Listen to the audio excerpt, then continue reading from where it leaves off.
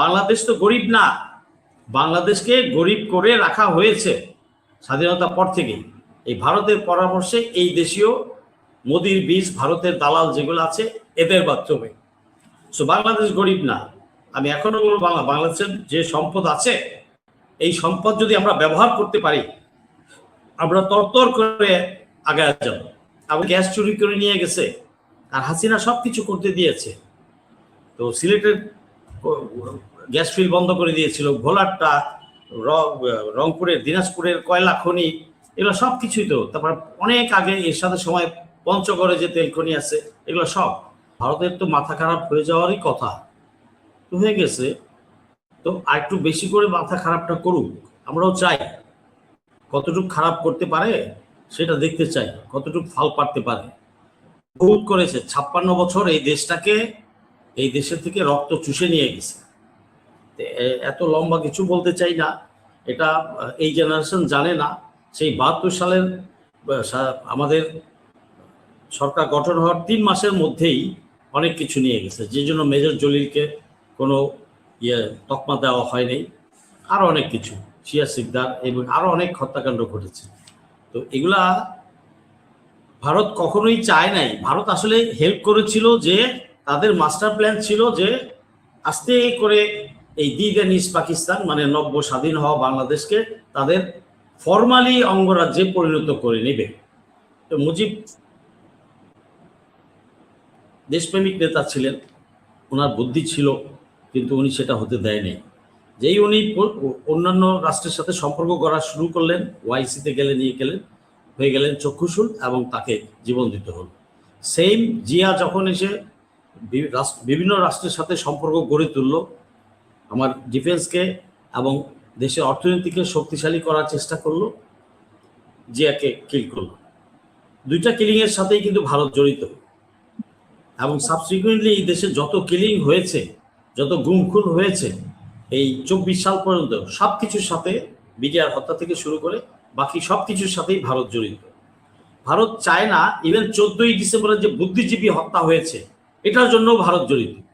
কারণ নব্য স্বাধীন হওয়া দেশে যদি ইন্টেলেকচুয়ালসরা থাকে, তাহলে দেশ তাড়াতাড়ি গঠন করে ফেলবে। এটা ভঙ্গুর রাষ্ট্র হিসেবে থাকুক, এটাকে খেয়ে ফেলতে সুবিধা হবে। সেই জন্য ওই বুদ্ধিজীবীদেরও খেয়ে দিয়েছে, নাম দিয়েছে রাজাকার। কিছু দাড়ি টুপিওয়ালা ওই গুন্ডা পান্ডা পাঠায় দিয়ে, ইনফর্মার পাঠায় দিয়ে তাদেরকে হত্যা করাইছে। পরে তো মাস্টার প্ল্যান অফ তৎকালীন মুজিব বাহিনী বা এদের দিয়ে এটা করাইছে। পাকিস্তানিরা কিভাবে করবে 14ই ফেব্রুয়ারির বুদ্ধিজীবী হত্যা? ওরা 12-13 সাল থেকেই যার যার ক্যাম্পে এবং ওদের নিজেরই জীবন ত্রাহি সারেন্ডার করার উপক্রম প্রস্তুতি নিচ্ছে। সো 14 তারিখের রাতে এসে তারা এই কাজ করার কোনোভাবেই, কোনো যুক্তিতেই এটা পড়ে না। সো সকল কারণেই যত যা কিছু হয়েছে বাংলাদেশে গত 56 বছরে, সব কিছুর জন্য ভারত দায়ী, একমাত্র ভারত দায়ী। এখন ভারত যেহেতু দেখছে যে এই 24-এর জুলাই যোদ্ধারা, তাদের তো এত বছরের 5 যুগের আধিপত্য ভেঙে দিয়েছে, তখন এদের মাথা খারাপ হয়ে গেছে। তবু আশায় ছিল আপাকে ফেরত পাঠাবে, আপা আসবে। এই পারে কিছু জন্তু আছে, জীব জানোয়ার, আপা আসবে বলে লাফাচ্ছে। ওদের মাথায় তো কিছু নাই, ওদের আপারা শান শওকত নিয়ে ভালো বিলাসিতায় জীবনযাপন করছে। আর এখানে এই ছাগলের 3 নাম্বার বাচ্চাগুলা লাফাচ্ছে। সাথে কিছু নটনটি আছে, মিডিয়ার কিছু আছে, তো এরা লাফাচ্ছে। লাভ তো নাই। তারা 60 কোটি লোকের বাজার হারাইছে। 20 কোটি মানে আমরা 20 কোটি, আমরা একজন ওদের 3 জনের সমান কনজিউম করি যে কোনো দিক থেকে, লাইফস্টাইলে। আমার গরিব লোকটাও, সবচেয়ে গরিব লোকটাও কিন্তু তাদের চেয়ে ভালো আছে। সো সেই সেন্সে 60 কোটি লোকের বাজার হারানোর পরে তার মাথা খারাপ হয়ে গেছে। আরেকটা হচ্ছে স্ট্র্যাটেজিক কারণে, চায়না, তো বে অফ বেঙ্গল, এগুলো সব কিছু। এই কিছুদিন আগে তো সোশ্যাল মিডিয়াতে আসছে, আমাদের গ্যাস চুরি করে নিয়ে গেছে, আর হাসিনা সব কিছু করতে দিয়েছে। তো সিলেটের গ্যাস ফিল্ড বন্ধ করে দিয়েছিল, ভোলারটা, রংপুরের, দিনাজপুরের কয়লা খনি, এগুলো সব কিছুই তো। তারপর অনেক আগে এর সাথে সময় পঞ্চগড়ে যে তেল খনি আছে, এগুলো সব। বাংলাদেশ তো গরিব না, বাংলাদেশকে গরিব করে রাখা হয়েছে স্বাধীনতার পর থেকেই। এই ভারতের পরামর্শে এই দেশীয় মোদির বীজ, ভারতের দালাল যেগুলো আছে, এদের মাধ্যমে। সো বাংলাদেশ গরিব না। আমি এখনো বলবো বাংলাদেশের যে সম্পদ আছে, এই সম্পদ যদি আমরা ব্যবহার করতে পারি, আমরা তরতর করে আগে যাব। এবং আশা করি তারেক রহমান সরকার, মাননীয় প্রধানমন্ত্রী তারেক রহমান সাহেব, এই বিএনপি সরকার কঠোর হাসতে সবকিছু হ্যান্ডেল করবেন এবং দেশকে সামনের দিকে এগিয়ে নিয়ে যাবে। এখন যেহেতু চায়নার সাথে ইকোনমিক করিডোর এবং তিস্তা, তারপরে ড্রোন ফ্যাক্টরি টার্কির সাথে, এবং আরো কিছু মানে স্পেশাল ইকোনমিক জোন, যেটা মংলায়, যেটা 11 সাল থেকে চুক্তি হয়ে তাদের কাছে দেওয়া ছিল, কিন্তু গত 15 বছরেও তারা কোনো কাজই শুরু করতে পারে নাই। কন্ট্রাক্ট নিছে কিন্তু কাজ শুরু করতে পারেনি। তো কন্ট্রাক্ট ফেল করলে তো এটা বৈধভাবেই বাতিল হয়ে যায়। হাসিনার অনেক আগেই বাতিল করা উচিত ছিল, যেটা ডক্টর ইউনূস লাস্টের দিকে এসে বাতিল করছে। আচ্ছা, পরবর্তীতে এটা এখন চায়নাকে দেওয়া হয়েছে। সো এদের হাপিতে শুরু হয়ে গেছে। তিস্তা প্রজেক্ট ইমপ্লিমেন্টেড হবে ইনশাল্লাহ, লালমনিরহাট হবে ইনশাল্লাহ। তাদের মাথা খারাপ হয়ে গেছে। তারা উল্টা হুমকি ধামকি দিচ্ছে রংপুর কেটে নেবে। আরে বাবা আয়, আয় না, আমি দামি কিছু, আয় না মাঠে নাম, তারপরে দেখি কি হয়।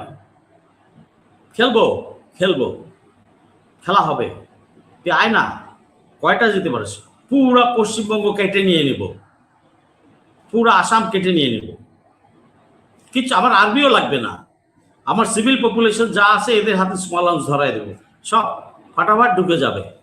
আমাদের সাহসী বাঙালি আমরা দেখেছি না, সবাই দেখেছে বিডিআর এর সাথে কিভাবে খালি গায়ে গেঞ্জি পরা লুঙ্গি পরা দাঁড়ায় গেছে গুলির সামনে আমাদের জনতা এই পুশি ঠেকাতে।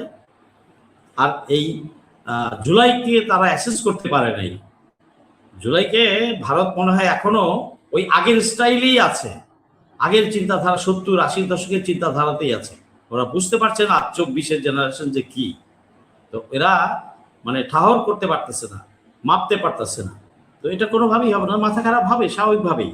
এই যে টেকনোলজিটা পাচ্ছে এই জন্য তাদের মাথা খারাপ হয়ে যাচ্ছে। ড্রোন এবং ডিফেন্স প্যাক্ট হচ্ছে, পাকিস্তানের সাথে হবে, আমাদের চায়নার সাথে হবে, টার্কির সাথে হবে, এবং এটা হতে হবে। এবং আমি বলবো ইরানের সাথেও করতে হবে সায়েন্স অ্যান্ড টেকনোলজির ক্ষেত্রে, মিলিটারি আর্মামেন্টস ক্ষেত্রে, কারণ ওরা অনেক কম কষ্টে বানাতে পারে আর্মামেন্টস।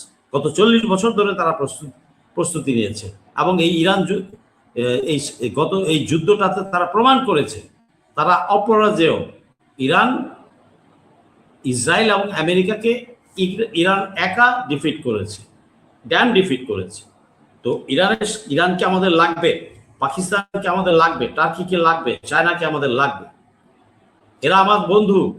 এক ভারতের দরজা ক্লোজ করে দেন, দুনিয়ার সকল দরজা খুলে যাবে।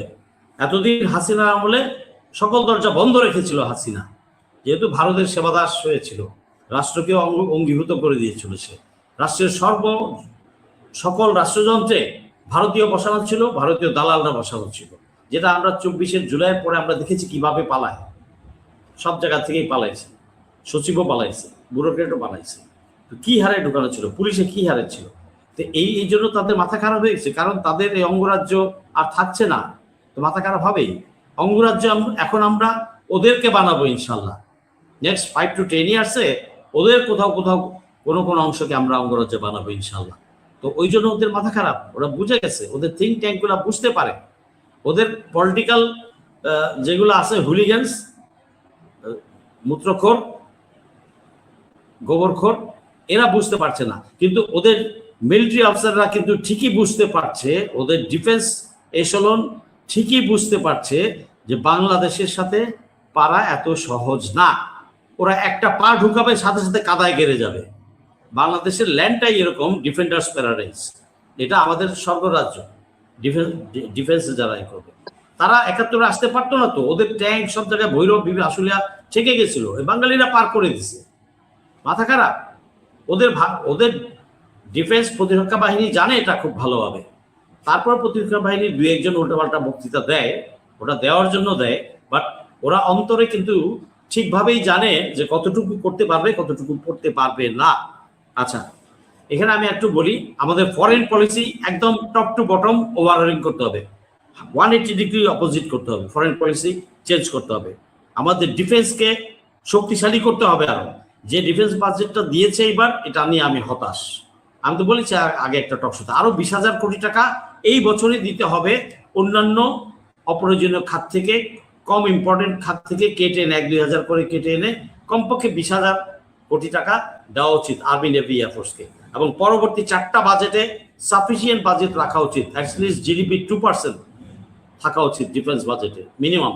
পারলে এটা 3%, না পারলেও 2.5% করতে হবে, বা 2%-এর নিচে আগামী বাজেটগুলোতে যাতে না হয়। এবং এইবারই করতে হবে কাটছাট করে এনে। এবং আমাদের বিডিআরকে আরো স্ট্রং করতে হবে, আরো 20টা ব্যাটালিয়ন দিতে হবে, ওয়েল ইকুইপড হতে হবে আমাদের সব ক্ষেত্রে, সব জায়গায়। কোথায় যাবে? এত সহজ না।